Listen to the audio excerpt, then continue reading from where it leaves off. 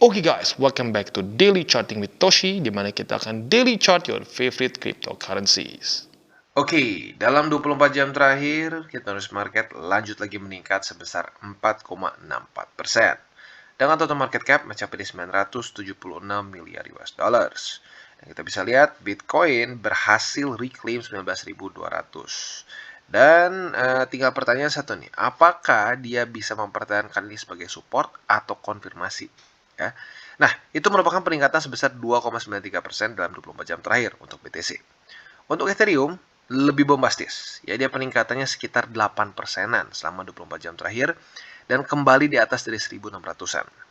Dan untuk BNB, dia meningkat sebesar 6,66%, lalu XRP sebesar 4,79%, Cardano sebesar 4,01%, Solana sebesar 5,56%, dan Dogecoin sebesar 4,87%. Ya, jadi overall cenderung meningkat semua. Paling bombastis Ethereum, ya nyaris 8%-an. Sebelum kita lanjut ke chartnya, kita akan bahas dulu economic calendar, ya, di mana kita bisa lihat ada dua hal. Sebenarnya ada tiga sih tepatnya ya. Yang paling penting, yang pertama adalah initial jobless claim. Nah, initial jobless claim ini harapan kita adalah lebih tinggi daripada forecast. Ya, jadi ini adalah klaim pengangguran awal. Aduh, kalau ditranslate secara harfiah seperti itu. Tapi intinya adalah ini bisa memberikan gambaran tingkat pengangguran di Amerika Serikat. Ya. Nah, harapan kita ya adalah seperti yang gue bilang kayak kemarin, adalah pengangguran yang sedikit meningkat. Ya, jangan langsung ekstrim, tapi meningkat tipis saja. Ya, jadi harapan kita sedikit di atas dari 240.000. Mungkin 245, 250.000, ya itu bisa membantu kesannya meringankan beban dari risk on asset atau membuat USD melemah. Ya, jadi itu harapan kita. Sekali lagi, untuk initial jobless claim adalah sedikit lebih tinggi daripada forecast. Nah, lalu selanjutnya, yang lebih penting menurut gue adalah ini dia ya, si Jerome Powell ya. Jerome Powell akan membuat speech ya. Nah, untuk speech ini tentunya kita nggak ada forecast ya. Ya, bentuknya karena lagi-lagi speech, kita lihat nanti ya. Buat lo yang pengen nonton, monggo nanti jam 8 lebih 10 malam ya. Nah, ini tentunya akan sangat-sangat membuat market bisa volatile. Ya, tergantung dari apa isi speech-nya. Andaikan Jerome Powell mulai sedikit dovish atau minimal netral, itu bagus untuk cryptocurrency market. Tetapi kalau dia ngomongin soal inflasi, dia ngomongin soal krisis di Eropa, wah, siap-siap ya.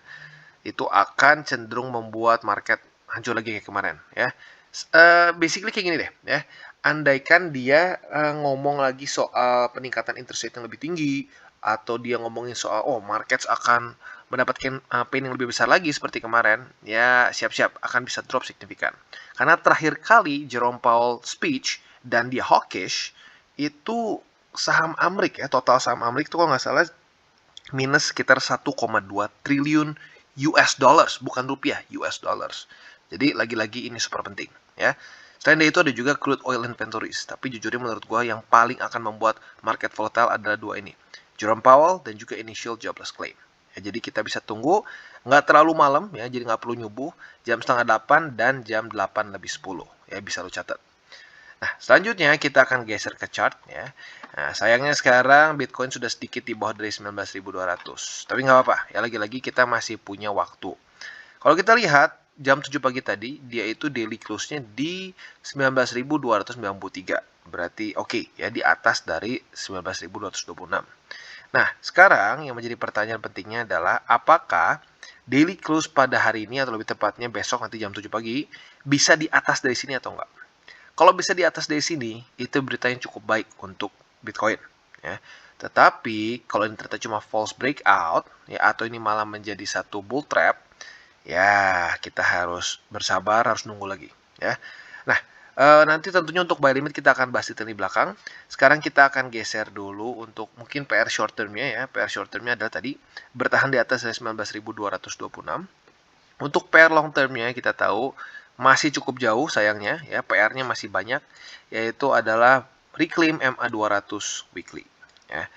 Jadi kurang lebih seperti itu untuk PR dari Bitcoin secara short term dan juga long term-nya ya. Selain dari itu bisa juga dalam 4 hari ke depan PR long term yang mungkin lebih simple adalah close weekly di atas tadi 19.200-an. Kalau itu bisa terjadi juga, ada possibility ini menjadi double bottom ya. Tapi kalau ini weekly close di bawah dari 19.200, siap-siap. Ada possibility ini akan ke apa ya? Mungkin bisa dibilang kayak analisanya Gareth Soloway, bisa mencapai paling parahnya 12.000 ya. Jadi kurang lebih seperti itu untuk Bitcoin ya, short term dan long termnya. Sekarang kita akan ke indeks dolar dan kita bisa lihat ternyata indeks dolar kemarin ada pelemahan yang cukup oke ya. Jujurnya gue rada senang lihatnya ya, karena gue takutnya mikir dia langsung aja naik gitu. Dia naik sampai 112 di sini, itu akan bikin market hancur-hancuran. Nah, jadi harapan gue adalah terjadi pelemahan lagi di sini, dia ke 108 lagi. Kalau bisa jangan sampai terpantul di sini. Ya, kalau bisa dijebol. Nah, kalau dijebol ke bawah sini, tentunya itu sangat membantu sekali cryptocurrency market. Nah, ini berhubungan dengan data hari ini nih. Semoga saja initial jobless claim dia lebih tinggi daripada forecast dan juga Jerome Powell dovish. Kalau itu dua terjadi, ada possibility besar indeks dolar akan retest bahkan menjebol 108,55 dan juga MA20. Ya, jadi kali ini TA-nya dan juga fundamentalnya ini nih bertepatan nih ya, bertepatan. Semoga saja semuanya sesuai dengan harapan kita. Tapi lagi-lagi kita di sini bukan dukun ya. Jadi yang kita harus lakukan adalah persiapkan juga apabila terjadi kebalikannya. Ternyata misalkan the Fed tambah hawkish dan initial jobless claim-nya malah berkurang. Ya sudah, ada possibility dia akan mencapai ke 112-an dalam waktu yang nggak terlalu lama. Karena lagi-lagi sudah mulai dekat ya. Dan tentunya akan menjadi satu skenario yang buruk ya untuk cryptocurrency market dan juga risk on asset lainnya ya. Oke, jadi kurang lebih seperti itu ya secara overallnya. Untuk buy limit kita akan bahas di belakang, tapi sebelum kita masuk akan gue ingatkan sekali lagi, DCWT ini bukanlah financial advice, bukan juga bagi-bagi sinyal. Tujuan dari DCWT ini adalah untuk edukasi dan membiasakan para subscriber gue untuk lebih mengerti charting. Dan kalau lu penasaran gimana nih cara paling efektif untuk mendukung TCI, ada banyak ya. Lo bisa like video kita, lo bisa share ke teman-teman lo yang mungkin masih buta secara TA, dan lo juga bisa menggunakan link referral di bawah. Ada komplit ya, exchanger lokal, luar, dan seterusnya ya. Sebelum kita lanjut, kita akan dengar dulu pesan-pesan dari sponsor kita pada hari ini. Oke, dan sebelum kita lanjut DCWT kita pada hari ini, ada berita bagus dari OKX, di mana kita bisa mendapatkan mystery box yang nilainya up to 10.000 US dollars ya. Cara kerja seperti apa? Mudah. Kita invite teman kita, ada new user login, dan kita bisa claim reward kita. Ya, step 1, kita invite teman kita dengan invitation poster kita atau link ya. Dan yang kedua, saat teman kita login ya, hanya login saja di OKX app selama 30 hari setelah registrasi, both lu dan invitee-nya akan mendapatkan mystery box. Nah, apabila teman lu mengcomplete single deposit, ya ini di luar dari yang step kedua ya, lebih dari 50 USD, kalian akan mendapatkan lagi satu mystery box lagi. Ya, jadi ada dua cara nih ya, bisa double. Nah, setelah itu, semua mystery box ini bentuknya ya, hadiahnya ini dalam crypto rewards up to 10.000 US dollars. Rewardnya bisa macam-macam, ada BTC, ETH, OKB, dan seterusnya ya. Nah, setelah itu kalian juga bisa mendapatkan lagi surprise mystery box untuk yang kedua, kelima, dan ke-10 dan seterusnya. Ya, jadi buat lo yang tertarik dan belum punya akun di OKX, jangan lupa bisa cek link referral kita di bawah. Oke, dan sekarang kita akan geser ke buy limit untuk Bitcoin. Nah, mungkin beberapa dari lu bertanya, Bang, ini kan tembus nih, ya, atau daily close di atas dari 19.200. Ini bisa nggak jadi buy limit pertama kita? Jujurnya, kalau gue pribadi belum terlalu nyaman untuk dijadikan buy limit pertama. Karena tembusnya tipis, ya lu lihat sendiri. Ini 19.226, kemarin, atau jam 7 pagi tadi tepatnya, close di 19.293, hanya beda puluhan dolar saja. Jadi kalau gue pribadi, untuk jadi buy limit, apalagi jadi posisi long, lebih baik tunggu antara besok atau lusa ya konfirmasinya. Jadi untuk buy limit pertama nggak di sini ya. Nah, tapi untuk posisi short bisa dipertimbangkan apabila ternyata besok pagi ya jam 7 dia close di bawah dari 19.200 dan dia retest lusanya ini sebagai resisten. Kalau itu terjadi, monggo lu bisa pertimbangkan posisi short di sini ya, di 19.200-an. Tapi ya jujurnya untuk lebih makronya gue berharap ini nggak terjadi. Kalau itu terjadi ya PR-nya banyak ya. Nah, selain dari itu, kita harus geser ke indeks Bitcoin kalau untuk yang pertama ya, si buy limitnya. Nah, jadi buy limit pertama kita masih di 15.600.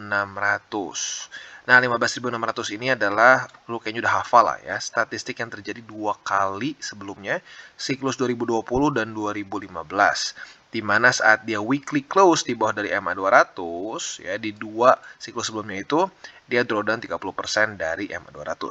Nah, jadi 15.600 ini adalah drawdown 30% dari MA200. As simple as that. Ya. Andaikan tembus gimana bang?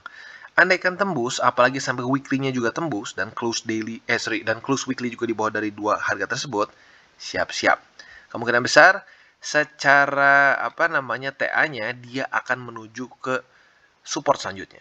Nah, support selanjutnya menyeramkannya itu di daerah 12 ribuan. Ya, jadi siap-siap. Kalau sampai tembus, pasang safety belt ya karena akan cukup dalam kemungkinan besar.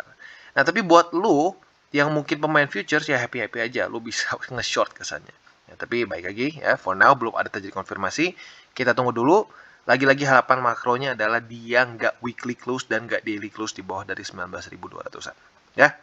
Jadi kurang lebih seperti itu untuk Bitcoin. Oke, dan selanjutnya kita geser ke Ethereum. Dan untuk Ethereum kita bisa lihat dia literally recovered ya, literally recovered. Kemarin lusa itu tanggal 6 September dia tembus MA20 dan tembus juga 1601. Hari ini dia reclaim lagi dan berhasil malah retest MA50 ya. Jadi luar biasa.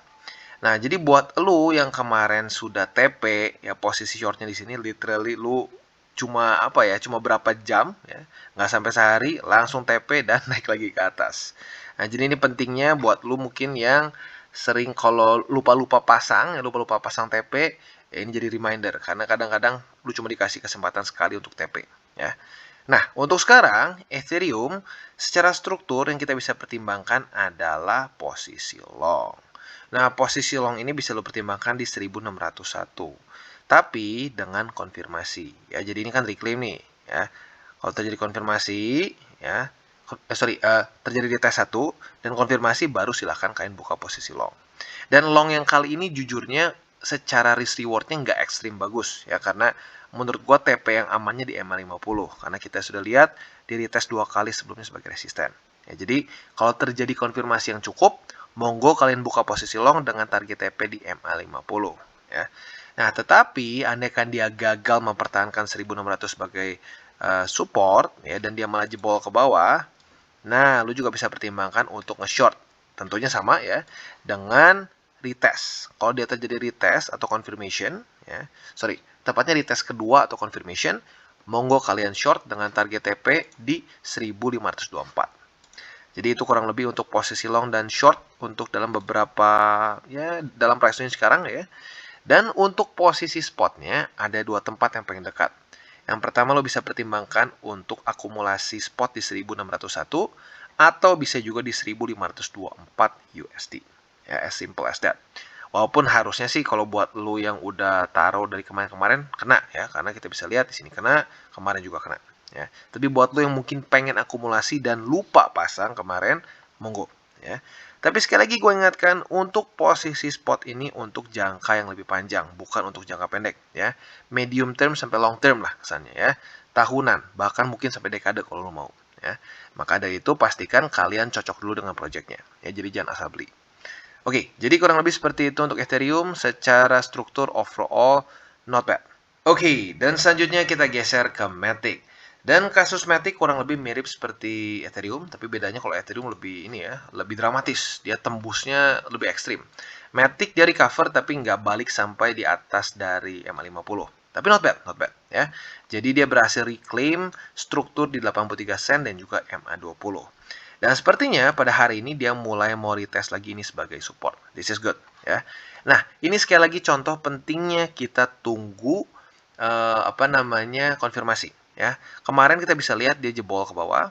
Kalau lu udah nggak sabar langsung buka posisi short di sini, ya sekarang rugi. Ya maka dari itu gue bilang apa? Tembus ya, reclaim, lalu ada retest 1, retest 2 atau konfirmasi baru buka ya. Nggak pasti itu jadi 100% benar atau 100% win rate gitu ya. Tapi secara probability lebih kecil untuk terjadi seperti ini ya. Nah, jadi untuk sekarang, Matic kita mungkin bisa pertimbangkan untuk buka posisi long apabila terjadi dua konfirmasi.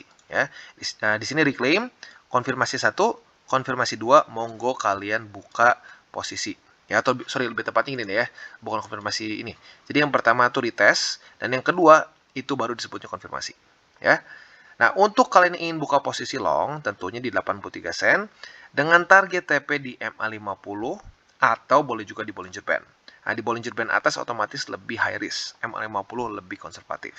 Ya. Nah, untuk posisi short ada dua. Antara di reject MA50 di sini, ya lagi-lagi ya konfirmasi, ya jangan asal. Kalau ada terjadi rejection, confirmation, nah monggo ya. Atau bisa juga kalau dia gagal mempertahankan 83 sen, seperti ini ke bawah ya. Jadi literally sebenarnya gampang ya. Untuk TA itu nggak ribet, cuman kadang-kadang kalau lu mau bikin ribet juga bisa. Tapi kalau gue pribadi, hidup udah ribet, jangan dibikin tambah ribet lagi. Ya, jadi itu untuk posisi long dan short dalam ya price range dekat-dekat sini. Ya, untuk posisi spot nggak beda jauh ya. Bisa juga kalian pertimbangkan untuk buka posisi atau buy limit di daerah 83 sen atau bisa juga lebih bawahnya di 77 sen. Ya. Dan lagi-lagi untuk spot gue ingatkan, please jangan cuma karena gue bilang Matic dan lain-lain langsung asal beli. Pastikan dulu lu pelajari ya, do your own research dulu mengenai project-project yang gue bahas di sini ya. Apa gunanya, apa tujuan dari si projectnya dan seterusnya. Kalau serak dan lu merasa ini oke untuk di hold jangka panjang, silahkan.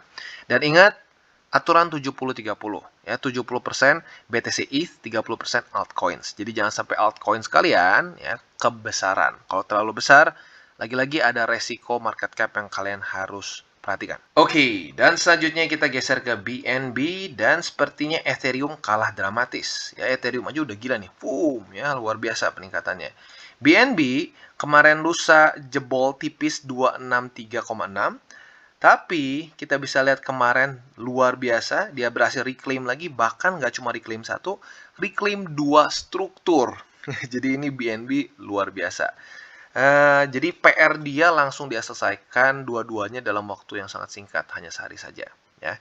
Nah, jadi untuk sekarang berita baiknya adalah BNB kembali di price range antara 276,1 ke 282,7.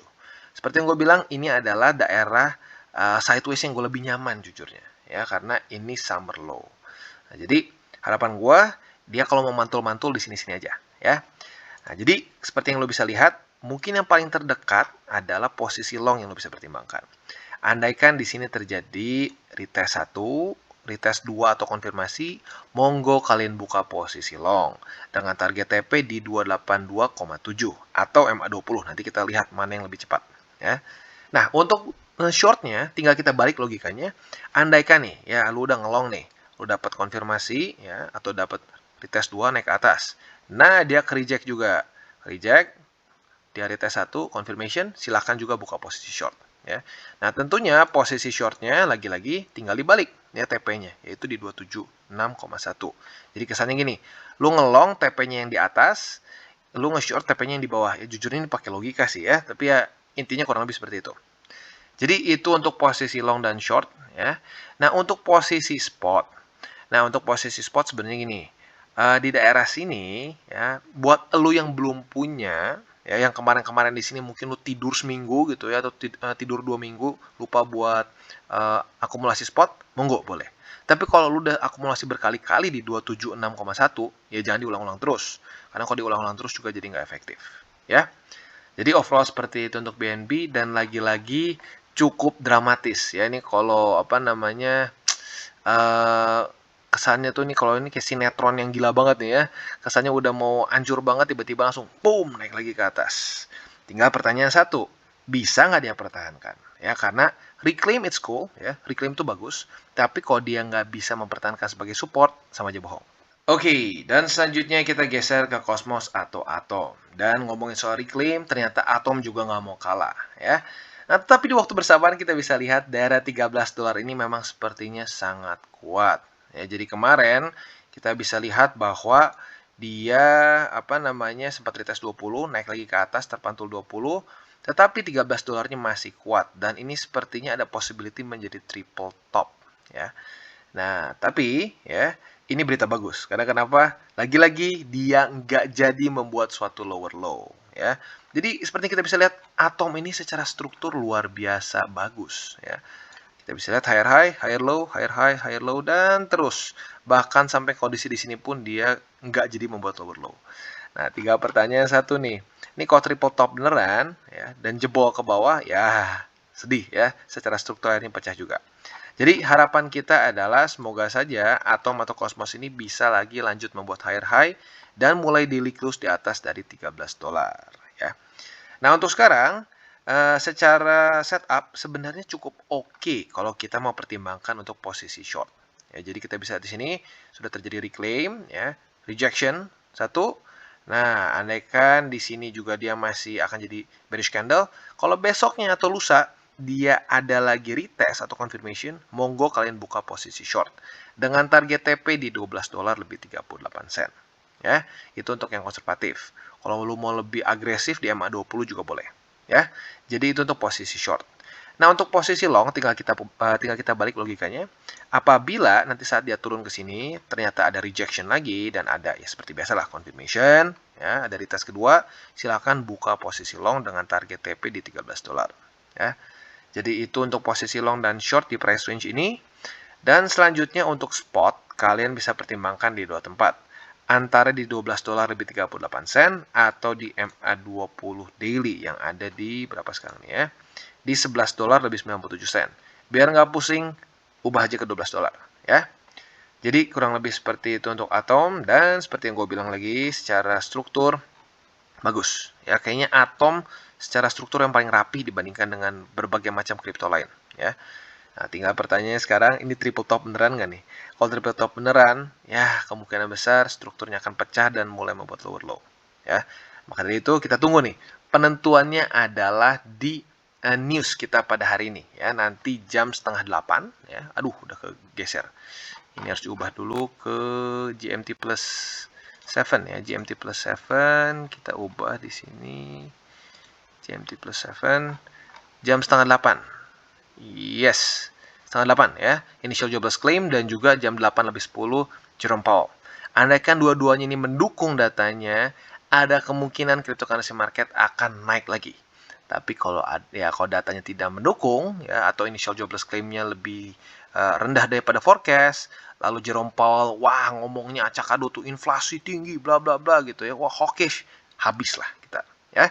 Jadi sangat menarik nih. Hari ini kemungkinan besar akan cukup volatile. Kalau ya apapun datanya sih tetap kemungkinan besar akan volatile.